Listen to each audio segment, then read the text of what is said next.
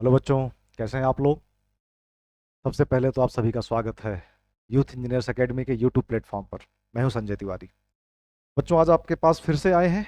जैसे आपको मालूम है कि मैं मैकेनिकल से हूं और हम लोग इस समय मैकेनिकल इंजीनियरिंग में इंजीनियरिंग मैकेनिक्स का एक कोर्स कंटिन्यू कर रहे हैं। और इसमें बहुत छोटे छोटे से जो लॉज हैं, जो थ्योरम्स हैं, उनको डिस्कस कर रहे हैं। पिछले लेक्चर में लॉ ऑफ ट्रांसमिसिबिलिटी को डिस्कस किया, जिसकी मदद से हम लोग एक फोर्स को एक पॉइंट से दूसरे पॉइंट पर शिफ्ट कर सकते हैं without changing its effect on the body. उस बॉडी पर कोई प्रभाव नहीं पड़ेगा, कोई भी चेंजेस नहीं आएंगे, लेकिन एक फोर्स एक पॉइंट से दूसरे पॉइंट पे चला जाएगा। उसका हेल्प क्या मिलेगी हमें? हम जब बड़े क्वेश्चन सॉल्व करेंगे, हमें क्वेश्चन को इजी बनाने में लॉ ऑफ ट्रांसमिसिबिलिटी की बहुत मदद मिलती है। तो देखिएगा कि एक फोर्स को कैसे एक पॉइंट से दूसरे पॉइंट पे शिफ्ट कर सकते हैं। अब एक लॉ और है, बहुत बचपन से पढ़ते आ रहे हैं, है ना। वो है लॉ लामीज थ्योरम। तो आज हम लोग लामीज थ्योरम के बारे में डिस्कस करेंगे कि लामीज थ्योरम कहाँ लगाया जा सकता है, कब काम आता है। ठीक है, तो जरा देखते हैं लामीज थ्योरम, उसको प्रूफ करेंगे, क्योंकि प्रूफ भी हर एग्जाम में बहुत इंपॉर्टेंट होता है। ये चाहे जो भी एग्जाम आप दे रहे हो, जेई के एग्जाम में कई बार लामीज थ्योरम का प्रूफ पूछा गया है। और एकेटीयू के और बीटेक और डिप्लोमा के जो एग्जाम्स हैं, सेमेस्टर एग्जाम है, वहाँ तो बहुत बार पूछा गया है, 5 नंबर का पूछा जाता है। ठीक है, तो आइए हम लोग लामीज थ्योरम की तरफ बढ़ें। तो आज का जो हमारा टॉपिक है वो है लामीज थ्योरम, है ना। तो लामीज थ्योरम कब काम आती है, कब यूज करते हैं, ये थोड़ा सा देखना पड़ेगा। अभी हम लोग मैकेनिक्स के सवाल लगाएंगे, जब क्वेश्चंस को सॉल्व करेंगे तो आप देखेंगे कि हमें कोई बॉडी दिया रहेगा, हमारे पास कोई एक फोर्स सिस्टम होगा। मतलब फोर्स सिस्टम का मतलब क्या होगा कि एक बॉडी होगा, उस पर बहुत सारे फोर्सेस लगे होंगे किसी खास तरीके से। ये हमें क्वेश्चन जो मिलेगा वो क्वेश्चन इस फॉर्म में मिलेगा। जो क्वेश्चन होगा हमें एक फोर्स सिस्टम के फॉर्म में मिलेगा। फिर इस फोर्स सिस्टम से हम लोग फ्री बॉडी डायग्राम बनाएंगे, एफ बी डी बनाएंगे।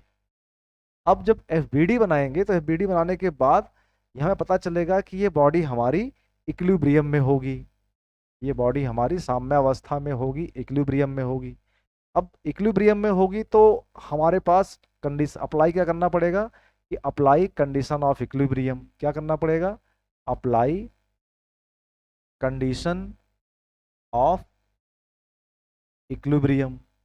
ठीक है, वो आपने कहते हैं पढ़ा हुआ है। क्या होती हैं?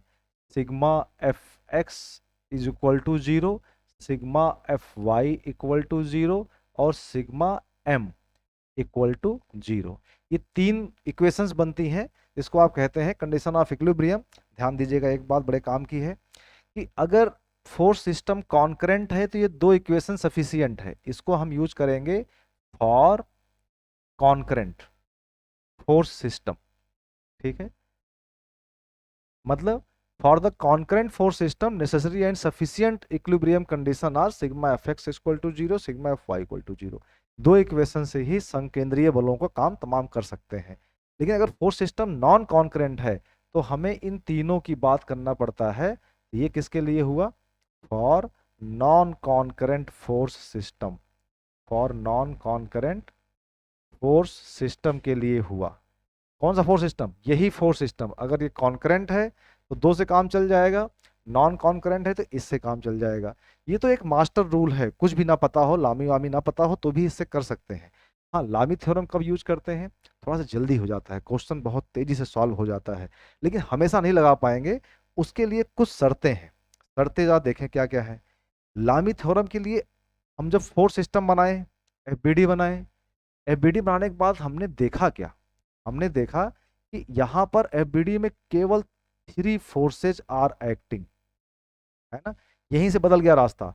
अगर कुछ नहीं देखा तो ऐसे ऐसे करेंगे, और अचानक हमें दिखाई पड़ा कि एफबीडी में फ्री बॉडी डायग्राम में कि केवल तीन फोर्स काम कर रहे हैं। और दूसरी बात क्या दिखाई पड़ी कि जो तीनों फोर्स हैं वो कॉन्करेंट है। बड़ी इंपॉर्टेंट बात है, एक ही बिंदु से गुजर रहे हैं।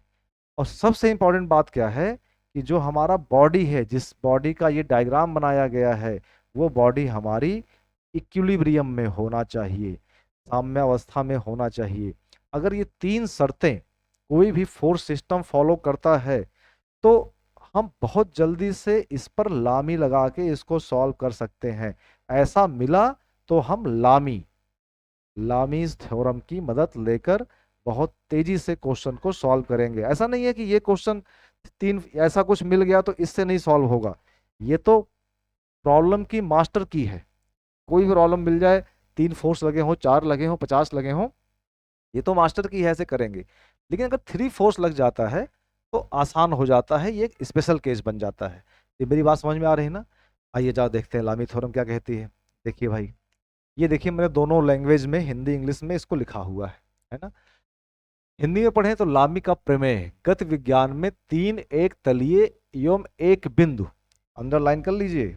ये विकिपीडिया से मैंने लिया है भाई, थैंक यू टू विकिपीडिया। ठीक है। एक तलीय मतलब कोप्लेनर, एक बिंदुगामी का मतलब एक ही बिंदु से जाने वाला कॉन्करेंट। बलों के अंतर्गत किसी पिंड के संतुलन का मतलब इक्विलिब्रियम की दशा में प्रत्येक बल शेष दो बलों के बीच कोण की साइन के समानुपाती होता है।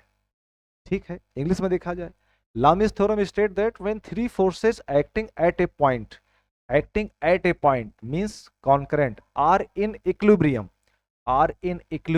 पहले ही बोला था three force, then each force is proportional to the sine of the angle between the other two forces, है ना। तो जो मैंने तीन बातें पहले बताई थी, क्या, three forces eight a point and equilibrium, यही बात देखिए लिखा है, three forces eight a point मतलब कॉन्करेंट एंड इक्विलिब्रियम। ठीक है। अगर ऐसा है तो ये हमारा एक फॉर्मूला बन के भी आएगा, साइन वगैरह जो कह रहे हैं दिखाई पड़ेगा, उसको देखते हैं। ठीक है। तो इन तीन बातों की मदद से हम कुछ डायग्राम बनाने की कोशिश करें। कैसे, देखिए जरा ध्यान से बनाइएगा। सपोज दैट कि अपने पास एक पॉइंट पर थ्री फोर्सेज आर एक्टिंग। ठीक है। मान लेते हैं कि ये कोई पॉइंट है। ठीक है, ये कोई पॉइंट है, इस पर थ्री फोर्स काम कर रहे हैं। एक फोर्स है P, दूसरा फोर्स है Q। ठीक है, छोटा बड़ा भी हो सकता है भाई, है ना, Q। ठीक, दूसरा फोर्स है Q। ठीक, और तीसरा फोर्स मान लेते हैं R है। इनके बीच का एंगल भी मालूम है। एज्यूम दैट कि angle between these three forces is alpha, this one is beta and this one is gamma. ठीक है। अच्छा, मैंने जानबूझ के एक फोर्स को हॉरिजॉन्टल लिया है, जानबूझ के लिया है, जिससे कि थोड़ा सा सॉल्व करने में आसान रहे, बनाने में डायग्राम आसान रहे। ऐसा नहीं है कि हॉरिजॉन्टल ही हो, कहीं भी लगे हो, ऐसा कुछ कंपलसरी नहीं है। ठीक है।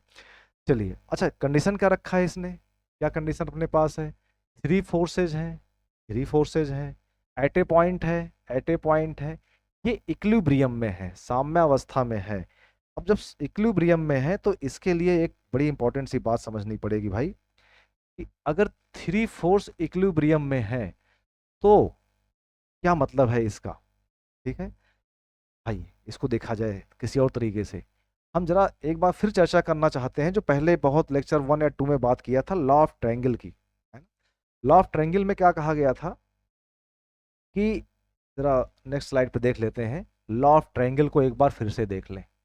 लॉ ऑफ ट्रायंगल, है ना, उसमें क्या कहा था आपने कि लॉ ऑफ ट्रायंगल देखें या लॉ ऑफ पॉलीगन देखें, एक ही बात है ना। और लॉ ऑफ पॉलीगन, है ना, बहुभुज का नियम, पॉलीगन क्या बोलते हैं इसको, बहुभुज का नियम। ठीक है ना, का नियम। ठीक, क्या कहता है कि अगर किसी बॉडी पर, किसी पॉइंट पर कई फोर्स काम कर रहे हो, सपोज दैट ये कोई पॉइंट है, इस पर एक फोर्स ये काम कर रहा है ना, F1, और दूसरा फोर्स काम कर रहा है F2, तीसरा फोर्स काम कर रहा है F4, ऐसे ही काम कर रहे हैं F5, और हम चाहते हैं इसका रिजल्टेंट निकालना। वो भी कैसे, ग्राफिकल मेथड से निकालना चाहते हैं, जबकि इसके बीच का एंगल मान लेते हैं कुछ θ1 है, इसके बीच का एंगल θ2 है, इसके बीच का एंगल θ3, है ना। लेकिन हम इसका निकालना चाह रहे हैं रिजल्टेंट। ठीक है, लेकिन चाह रहे हैं ग्राफिकल मेथड से, ग्राफ बना के निकालेंगे, सवा कैलसी से नहीं, ग्राफिकल मेथड से, ग्राफिकल मेथड से। तो इसी मेथड को बोलते हैं लॉ ऑफ पॉलीगन। कैसे निकालेंगे, सिंपल सी बात है कि एक फोर्स लेंगे। ठीक है, रुकिए जरा थोड़ा सा छोटा कर लें इसको। देखिए हमने पहला फोर्स F1 लिया, इस पॉइंट, ये पॉइंट O था, रुकिए, है ना, ये पॉइंट O है, O पॉइंट पर एक फोर्स लिया F1, ठीक है, और F1 से जो F2 फोर्स है थीटा एंगल पे लिया, तो आप कहेंगे इस लाइन को थोड़ा सा आगे बढ़ा दिया जाए, थोड़ा सा इसको आगे बढ़ा देते हैं, सॉरी रुकिए, को आगे बढ़ा दें, अगर ऐसे करके इस लाइन को आगे बढ़ा दें, तो ये तो हमारे पास F1 फोर्स हो गया, F1, F2 क्या होगा, F1 से थीटा डिग्री पर है, तो F2 थीटा डिग्री पे हो गया, ठीक है, ये हो गया, ये एंगल कितना आ गया, θ1 आ गया। फिर इसको थोड़ा सा एक्सटेंड कर दें, इसको एक्सटेंड कर देते हैं, ये देखिए एक्सटेंड हो गया, ठीक है, एक मिनट, ये एक्सटेंड हो गया, ठीक। फिर करें क्या कि F3 फोर्स F2 से θ2 एंगल पर है, तो ये हो गया θ2 एंगल पर, ये देखिए θ2 एंगल पे हो गया, ये हमारा हो गया F1 F2, ये F3 है और ये F4 है, ये F3 हो गया, एंगल कितना हो गया, θ2, θ1 θ2। फिर इसको एक्सटेंड कर दें, ऐसे जितने फोर्स लगे रहें, एक मेथड बता रहा हूं मैं, इसी का देखिए कैसे सुंदरता से यूज किया जाएगा। F3 से F4 θ3 एंगल पर है, F3 से F4 θ3 एंगल पर है ना, θ3 एंगल पर है, ऐसे करके, ठीक है, ये हमारा F4 हो गया, F4, और ये एंगल कितना हो गया, θ3 हो गया। इससे हमने ये डायग्राम बना लिया। अब ध्यान रखिए, पहले फोर्स का ये क्या है, टेल है, और ये क्या है, इस पॉइंट को देखिए, इस पॉइंट को, ये टेल है और ये हेड है। लास्ट फोर्स का ये टेल है और ये क्या है, हेड है। अगर कोई कहता रिजल्टेंट निकालिए, तो एक ही तरीका तो है कि फर्स्ट फोर्स के टेल से लास्ट फोर्स के हेड को मिला दिया जाए, this will show the resultant and this will show the direction, this will show the magnitude and direction, है ना। इसने बता दिया कि कितना, और इसने बता दिया इधर, और इस जो हमने किया है ना, यही लॉ ऑफ पॉलीगन है, यही बहुभुज का नियम है कि अगर सारे फोर्सेस से हम एक पॉलीगन बना पाए, बहुभुज बना पाए, तो जो क्लोजिंग साइड होगी वो रिजल्टेंट होगा। ऐसे ही अभी तक बात समझ में आई। इसी से एक रास्ता निकालते हैं। ऐसा भी तो हो सकता था, ऐसा भी तो हो सकता था कि कुछ ऐसा अरेंजमेंट बनता, ये जो आपका F1 है, ये जो आपका F1 है, F2 है, F3 F4, इनकी लेंथ कुछ ऐसी सेट होती, ये θ1 θ2 θ3, ये जितनी भी फोर्स एंगल दिख रहे हैं, ये कुछ ऐसे एंगल होते कि ये पॉलीगन जो हमने जबरदस्ती बंद किया है, इसको देखिए ब्लैक कलर से मैंने बंद किया है, जबरदस्ती बंद किया है, ये जबरदस्ती ना बंद कर पाना, ना बंद किया जाता और ये ऑटोमेटिक बंद हो जाता। मतलब ये F1 जाता, F2 जाता, F3 जाता, और F4, सपोज दैट F4 ऐसा होता, θ3 एंगल ऐसा होता, ये खुद ब खुद अपने आप से यहाँ आके ऐसे मिल जाता, ऐसे मिल जाता, है ना। तो अब आप क्या कहेंगे, ये हमारा हो गया F4। अब जब F4 का लास्ट फोर्स का हेड और फर्स्ट फोर्स का टेल, ध्यान दीजिए मैं क्या बोलना चाह रहा हूं, लास्ट फोर्स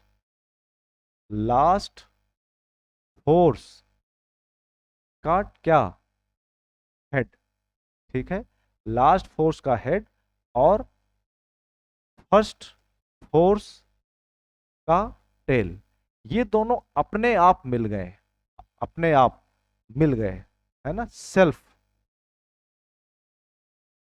ही मीट कर गए, अपने आप मिल गए। तो आप क्या कहेंगे, इन्होंने अपने आप ही पॉलीगन को बंद कर लिया, सेल्फ क्लोज्ड पॉलीगन बना लिया। बात समझ रहे हैं ना, सेल्फ क्लोज्ड पॉलीगन, देखिए व्हाइट कलर से ऑटोमेटिक खुद ब खुद बंद हो गए। जब अपने आप मिल गए, तो हेड और टेल के बीच का डिस्टेंस जो पहले ब्लैक कलर से मिल रहा था, अब तो मिलेगा ही नहीं, हेड और टेल के बीच का जो डिस्टेंस था जीरो हो गया। इसका मतलब जब सेल्फ क्लोज्ड बन गए, तो हमने निष्कर्ष क्या निकाला कि ऑटोमेटिक अपने आप सेल्फ क्लोज्ड पॉलीगन बन गए, अपने आप मिल गए, तो हेड और टेल के बीच का जो डिस्टेंस था, ये जो आर था, ये तो जीरो हो गया। तो मैंने समझ लिया कि अगर कोई पॉलीगन अपने आप बंद हो जाता है, अपने आप बंद हो जाता है, सेल्फ क्लोज्ड है, क्या है भाई, सेल्फ क्लोज्ड है, सेल्फ क्लोज्ड है, तो उसमें रिजल्टेंट की वैल्यू क्या होगी, जीरो होगी, है ना। मतलब बॉडी हमारी इक्विलिब्रियम में रहेगी, ठीक है ना। मींस सेल्फ क्लोज्ड पॉलीगन में रिजल्टेंट जीरो होता है, बॉडी इक्विलिब्रियम में होती है। और जरा इसी को उल्टा समझा जाए कि अगर बॉडी इक्विलिब्रियम में है, उल्टा भी कह सकते हैं ना, रिवर्स डायरेक्शन चल चलते हैं, बॉडी इक्विलिब्रियम में है तो रिजल्टेंट जीरो होगा, रिजल्टेंट जीरो होगा तो पॉलीगन क्या होगा, सेल्फ क्लोज्ड होगा। सेल्फ क्लोज्ड होने का मतलब क्या है, ये डब्बा अपने आप से बंद हो जाएगा। इतनी बात समझ में आई।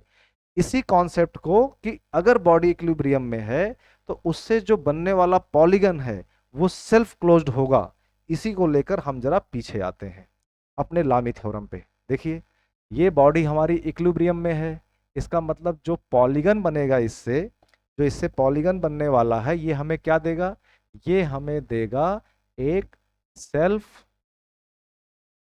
Closed polygon. बात समझ में आई। इतनी लंबी चौड़ी कहानी इसीलिए सेल्फ क्लोज्ड पॉलीगन, किससे, इससे अगर हम पॉलीगन बनाए तो ये हमें एक सेल्फ क्लोज्ड पॉलीगन देगा, है ना। बिल्कुल पॉलीगन बनेगा क्योंकि सेल्फ क्लोज बनेगा, क्योंकि बॉडी हमारी इक्विलिब्रियम में है, ठीक है। आइए चला इसको बनाते हैं, है ना। मतलब P force, Q force, R force, ये तीनों आपस में मिल जाएंगे, मतलब अपने आप ही डब्बे को बंद कर लेंगे। तो तीन आर्म मिलकर डब्बे को बंद करेंगे तो क्या बनेगा, एक ट्रायंगल ही बनेगा। आइए देखें। तो पहला फोर्स हमने क्या लिया, अब थोड़ा सा इसको समझा जाए। देखिए ये बात समझ में आ गई सभी को, तो अब देखा जाए, ठीक है। हमने पहला फोर्स लिया P, ध्यान दीजिए यहां पे, first force is P, P, और इसकी लाइन को थोड़ा किया एक्सटेंड, जैसे पहले कर रहे थे ऐसे ही हमने इसकी लाइन को एक्सटेंड किया। P से Q कितने एंगल पे है, तो आप कहेंगे अल्फा एंगल पे है, तो हमने इसको अल्फा एंगल पे ले लिया, ठीक है। देखिए भाई ये अल्फा एंगल पे ले लिया, ठीक। देखिए इसी के पैरेलल है ना, और ये एंगल हमारा क्या हो गया, अल्फा। एंगल को ब्लैक कलर से कर दें, ज़्यादा ठीक लगे दिखाई पड़ेगा। ये एंगल हो गया हमारे पास ब्लैक कलर से, इसको कह रहे हैं अल्फा। और ये फोर्स क्या हो गया, इसको कह रहे हैं क्यू, ठीक है। अब ये जो आर है, ये पी क्यू आर, कुछ इनका अरेंजमेंट ऐसा है ना, रुकिए जरा, ठीक है। ऐसा अरेंजमेंट है कि ये ऑटोमेटिक खुद ही बंद हो जाएंगे, ठीक है। ये हमारा क्या है, क्यू। अब जो आर है क्यू से बीटा एंगल पे है, तो पहले क्यू को एक्सटेंड कर दें, क्यू को एक्सटेंड कर देते हैं। तो क्यू को एक्सटेंड करने का मतलब हमारा ये हो गया, ठीक। रुकिए, ये एक्सटेंड हो गया, ठीक है। अब इससे ये बीटा एंगल पे होने का मतलब क्या है कि आर बीटा एंगल पे है, लेकिन ये इक्विलिब्रियम में है, सेल्फ क्लोज्ड पॉलीगन देगा, तो इसका मतलब यहां से ये चलेगा और ये सीधे इसमें मिल जाएगा, सीधे इसमें मिल जाएगा। इसी को कह रहे हैं आर। और एंगल कितना दिखाएंगे, this angle will be beta, alpha and beta. थोड़ा इसको भी एक्सटेंड करके देख लें कि आगे कौन सा एंगल मिल रहा है। तो एक्सटेंड करके देखेंगे इसको, तो ये इसको हमने एक्सटेंड किया और देखा जाए आगे कौन सा एंगल दिख रहा है। तो आगे क्या एंगल दिख रहा है, P और R के बीच का एंगल क्या है, gamma. This angle is known as gamma. तो ये हमारा एक सेल्फ क्लोज्ड पॉलीगन बन के रेडी हो गया, ठीक है। ये हमने इसकी मदद से बनाया, ये आपस में इक्विवेलेंट फिगर हुए, ठीक है ना। चलिए अब तो मैकेनिक्स खत्म हो गई, सारी मैकेनिक्स खत्म हो गई, एक ट्रायंगल बन गया है। जब ट्रायंगल बन गया है तो केवल ट्रिग्नोमेट्री ही इसमें लगाना है, ठीक है। आइए देखा जाए ट्रिग्नोमेट्री क्या लगाना है इसमें, ठीक। देखिए ट्रिग्नोमेट्री क्या लगाते हैं, यहाँ देखिए। तो एंगल की बात करें थोड़ा सा और, ये एंगल गामा है, तो अंदर का ट्रायंगल के अंदर का एंगल ये कितना होगा, it will be 180 minus gamma. पूरा कोण 180 का, इसमें से माइनस कर दिया। ये 180 का पूरा एंगल है, तो यहां से इसको माइनस कर दिया तो क्या मिल जाएगा, 180 माइनस अल्फा।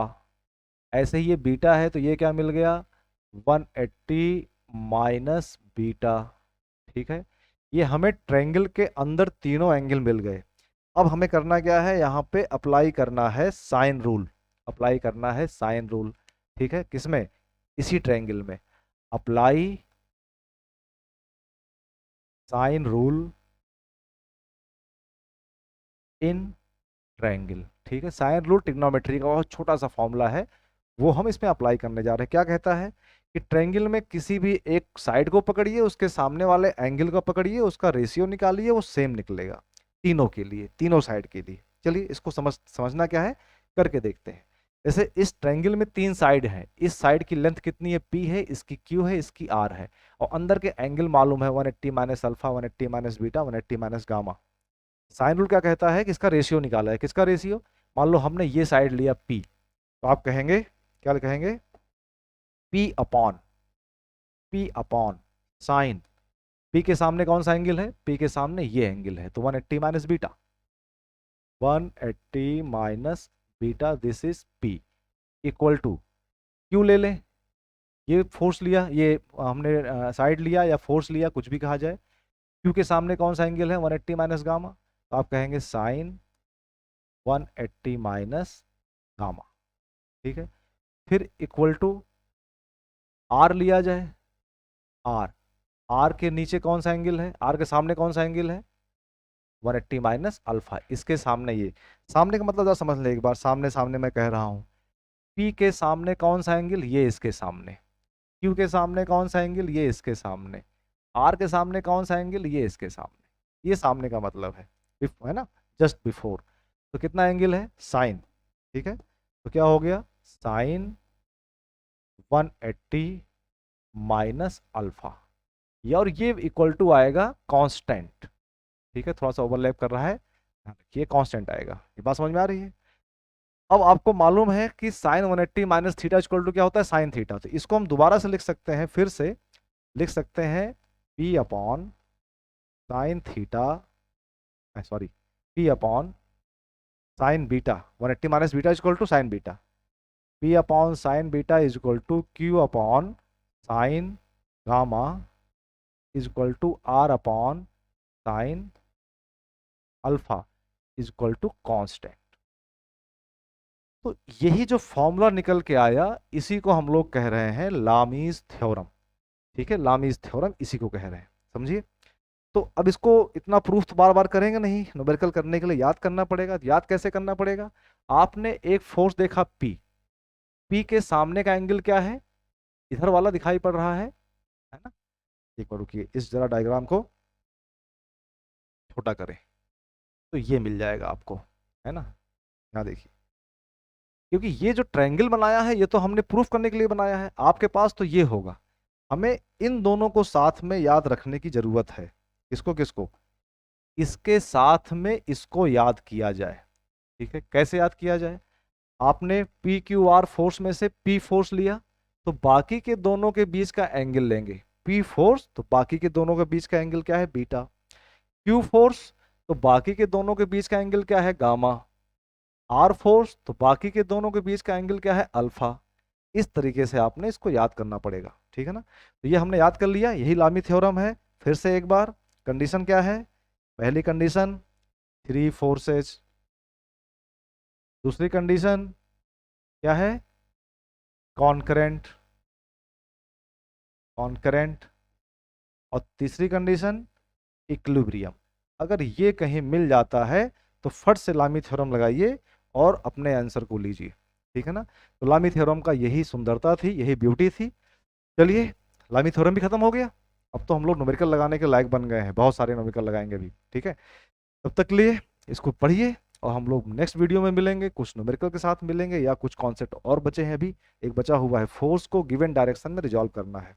ठीक है, उसके बाद न्यूमेरिकल की तरफ बढ़ेंगे। तब तक के लिए थैंक यू सो मच, पढ़ते रहिए, मस्त रहिए, बेस्ट विशेष।